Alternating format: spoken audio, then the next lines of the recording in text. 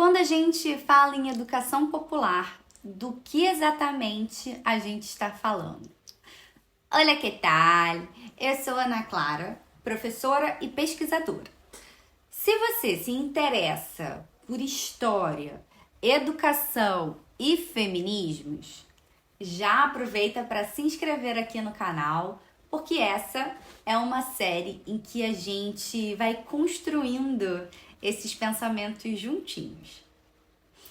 Bom, no primeiro vídeo dessa série, eu comecei com uma pergunta simples, mas nada fácil. O que é a pedagogia latino-americana? E se você assistiu esse episódio, talvez tenha saído com a sensação de que a gente não chegou exatamente a uma resposta. Mas isso não foi um problema. Foi justamente o ponto de partida. Porque uma das coisas que apareceram ali é que a pedagogia latino-americana, ela não é uma definição pronta. Ela também não tem uma essência. Ela é um campo de disputas. Se você ainda não viu esse primeiro episódio, vale a pena voltar nele depois. Porque é ali que essa pergunta começa, tá bom? Mas hoje eu quero dar um passo além e pensar se não existe uma definição fixa, então a pergunta deve mudar, não é verdade? O que está em jogo quando a gente fala em educação? E mais especificamente, o que está em jogo quando a gente fala em educação popular? Porque quando a gente ouve esse termo, é muito comum imaginar que se trata de uma educação mais simples, mais acessível, menos formal, quase como uma versão menor da educação tradicional. Mas essa forma de entender não é só uma questão limitada, como esconde o que realmente está em disputa. Porque quando a gente olha para a América Latina, a gente percebe que a educação popular não é uma coisa única. Ela aparece em diferentes países, em diferentes momentos históricos e de formas bastante distintas. Por exemplo, no Brasil, ela ganha muita força com as experiências de alfabetização e com o trabalho de Paulo Freire, especialmente, ligado à ideia de consciência crítica. Aqui na Argentina, ela aparece muito articulada a movimentos sociais, sindicatos e experiências comunitárias fora da escola formal. No Chile, ela se conecta fortemente a processos de organização popular, principalmente em contextos de repressão e luta política. Ou seja, não existe uma única forma de educação popular. O que existe são experiências diferentes que respondem a contextos históricos específicos. E isso reforça uma ideia central. A educação popular não é uma essência, já disse. Ela é uma construção histórica, assim como a pedagogia latino-americana. A educação popular, ela também não tem uma definição única. E que ao longo da história, ela já significou muitas coisas diferentes. Ela muda, ela se transforma, ela se desloca. E isso não é um problema. Isso é justamente o que permite entendê-la como um fenômeno histórico.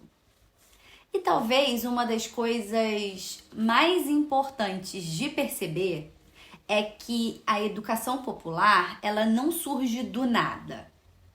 Ela está profundamente ligada a formação dos estados da América Latina. E nesse processo de formação dos estados latino-americanos, a educação passa a ser organizada por meio daquilo que se chamou de instrução pública. A ideia de que o Estado deveria garantir um mínimo de educação para toda a população. Mas aqui tem uma questão muito importante. Durante muito tempo, a educação popular foi praticamente confundida com a própria ideia de instrução pública.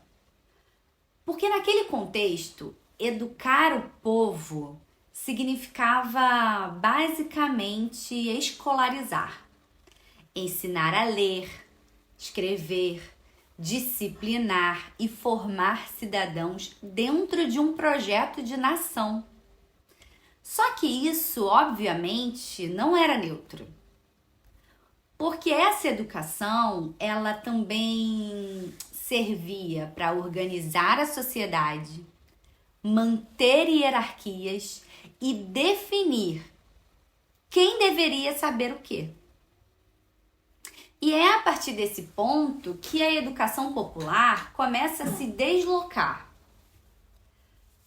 Porque ela deixa de ser apenas aquilo que o Estado oferece e passa a ser também aquilo que os próprios sujeitos constroem fora. E às vezes contra essas instituições, contra o Estado. Porque educar nunca foi só sobre ensinar. Educar sempre foi também sobre decidir quem aprende, o que aprende e para o que se aprende. Quando os estados começam a se formar, a educação passa a ser vista como ferramenta de construção da nação. Mas essa ideia de universalizar a educação traz um problema.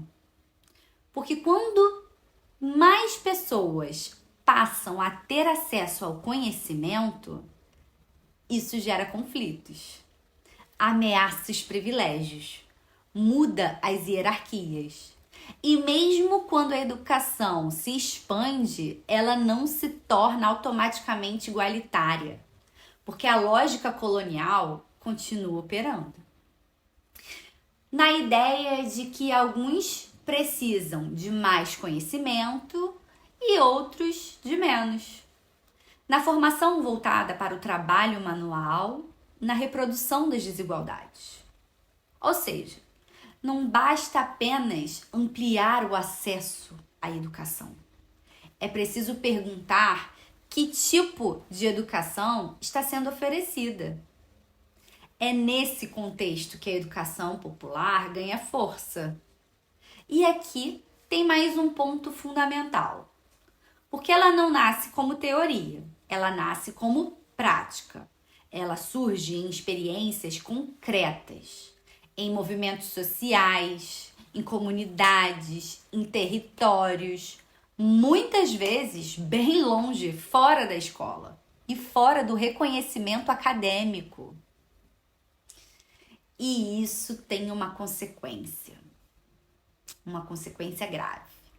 Muitas dessas experiências não foram registradas, não estão nos livros, não são consideradas conhecimentos legítimos.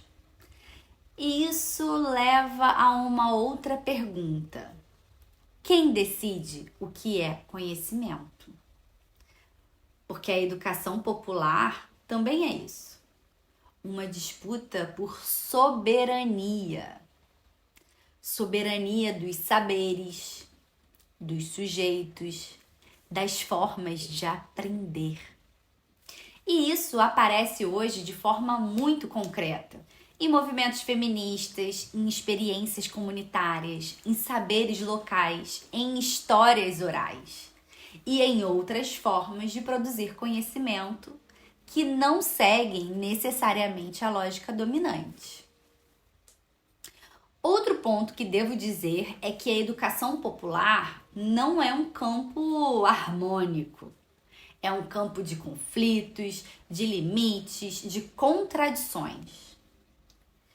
Ela pode entrar em tensão com o Estado, com a escola, com o próprio sistema acadêmico. E às vezes também é apropriada por esses espaços. Então, não existe uma única educação popular. Existem disputas sobre o que ela é e sobre o que ela pode ser. Então a pergunta também não deve ser o que é a educação popular, mas quem é que está disputando seu sentido? E mais importante ainda, a partir de onde esse sentido está sendo construído. Porque no fim das contas, falar de educação popular é falar de poder, de quem pode ensinar, de quem pode aprender e de quem pode dizer o que conta como conhecimento.